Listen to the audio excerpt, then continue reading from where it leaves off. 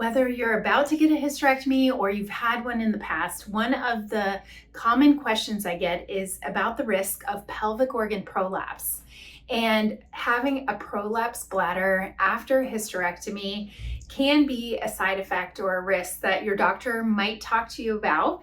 But for a lot of women that have undergone a hysterectomy, you need to know some of the key factors in order to help prevent this, and also what you can do now to prepare your body the best way even before your surgery. Now, my name is Dr. Dawn Andalon. I'm a pelvic floor physical therapist, specialist in pelvic and lower back issues. And after helping so many women navigate the pre and post-op of a hysterectomy, there's so many common questions that come up. So I wanted to talk today about pelvic organ prolapse, what it is, and if you should be concerned about it, and also what you can do now to help prepare you for surgery. And if you've already had the surgery, have no fear. There are a lot of things that you can do to help prevent this from happening, or even if you're showing signs and symptoms, what you can do in a more holistic manner so you don't have to consider another surgery down the road. Now, a pelvic organ prolapse is when the pelvic organs, but especially we're talking about the bladder, because after a hysterectomy, if you no longer have your uterus, you can get a prolapse through your rectum, and you can also get a prolapse through your bladder. And this means is putting pressure on the vaginal wall because the ligaments that are holding the bladder in place become stretched, loosened. You have less support around the pelvic floor area, and these muscles help support those pelvic organs. So after a surgery and having your pelvic organs removed, like your uterus or your cervix, whatever type of hysterectomy that you had, it is important to really know how to work on the core muscles and the pelvic floor after surgery, so therefore you can have more support for your bladder. Your doctor may talk about some of the risks of having urinary incontinence or having frequency or leaking because of bladder-related issues after surgery. But there are a lot of ways, not only doing Kegel exercises, that's not what I'm talking about, but how we can support this area better in order to avoid a prolapse bladder from happening or even getting worse. So I also did another video on this channel, go back to my hysterectomy playlist, about some of the red flags after surgery and even some of the best exercises to do after a hysterectomy. But today we're going to talk more specifically about prolapse. So some of the factors that can affect a risk for prolapse is if you already have a lot of weakness in this area. I'm talking about not just your pelvic floor muscles, the muscles down here that support at the bottom part of your pelvis, but if you have a weak core, your abdominal muscles, your back muscles, and how that system all has to work together to support your bladder. If you're going into surgery already with a lot of weakness and you maybe have gained some weight or you haven't been exercising as much, then it can set you up for more of this type of symptoms afterward. Now, what does a prolapse actually feel like?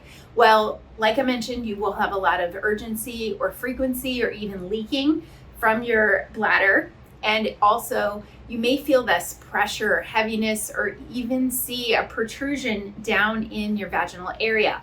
Now, I know this sounds scary, but we're talking about all the things that women ask me after hysterectomy. So that's the point of this video, not to scare you, but you want to do the best things to help you.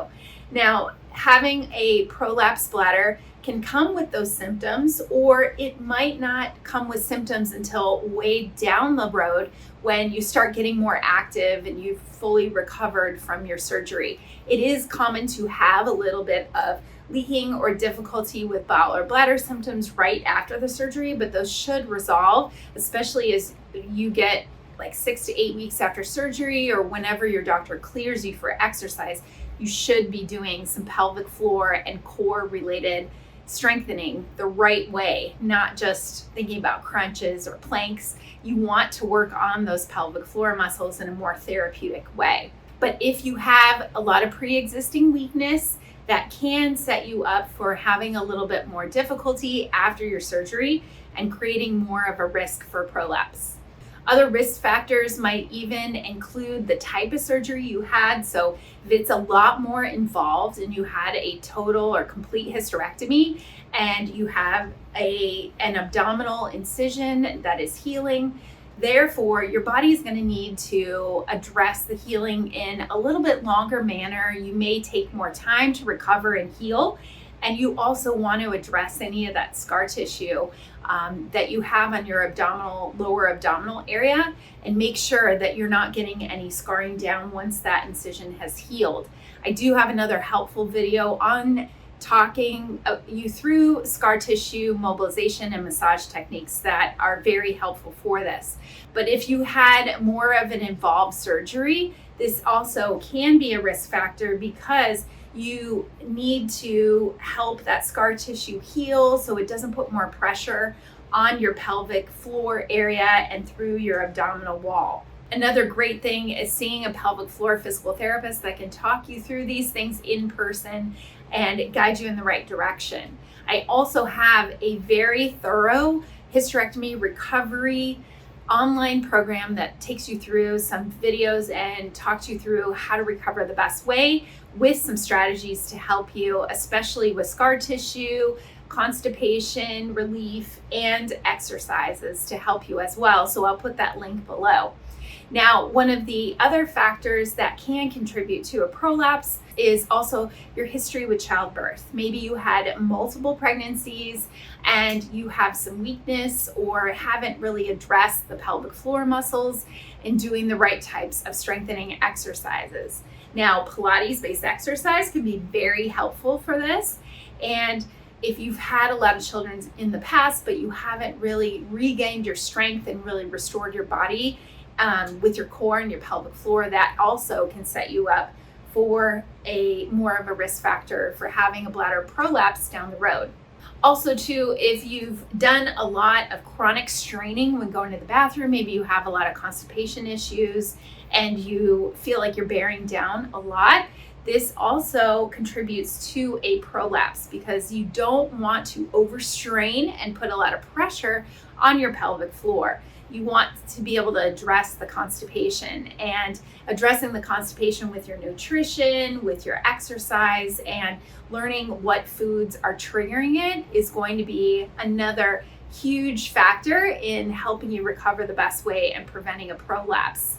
Also, if you're too soon after surgery and you start lifting anything heavy, doing anything too strenuous, I also tell this to women who have had a C-section or just had a baby. If you start doing too much heavy lifting too soon afterward, even if you start feeling better, that can also put a lot of pressure down on your pelvic floor if your muscles don't learn the right way to support the heavy lifting too. You're going to call on that area and put more pressure on your pelvic area.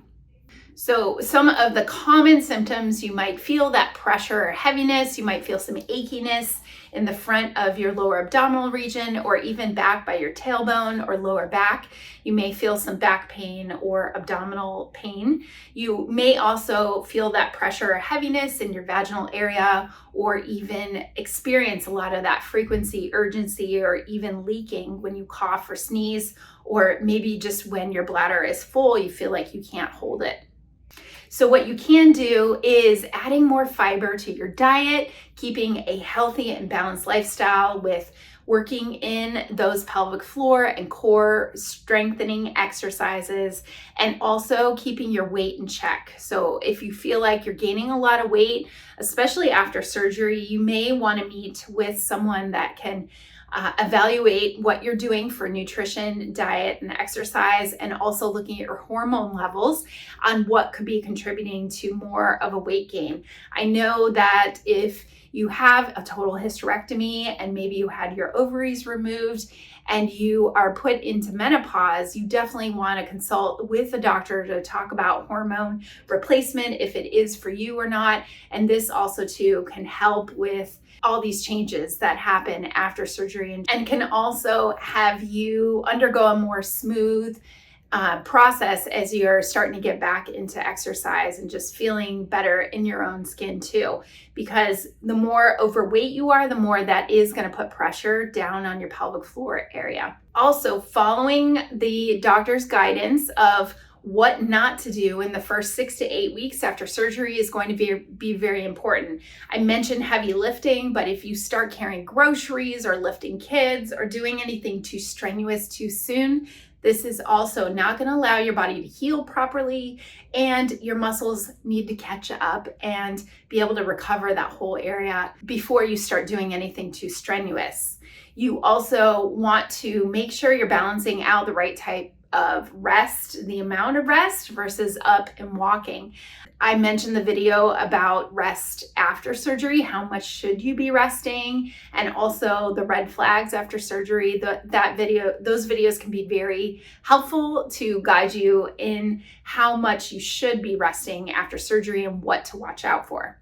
So treatment options, if you do find yourself with some of these symptoms and you are worried about prolapse, I did mention my online program that can help women pre-hysterectomy and after, and it gives you some simple tools and just basics on starting to work on your pelvic floor and how to work on the breathing and the connection, all of that together. Sure, you can search online for pelvic floor exercises, but finding a pelvic floor specialist like myself is going to give you the best outcome and result and talk you through the things that you need to know to help your body heal and recover.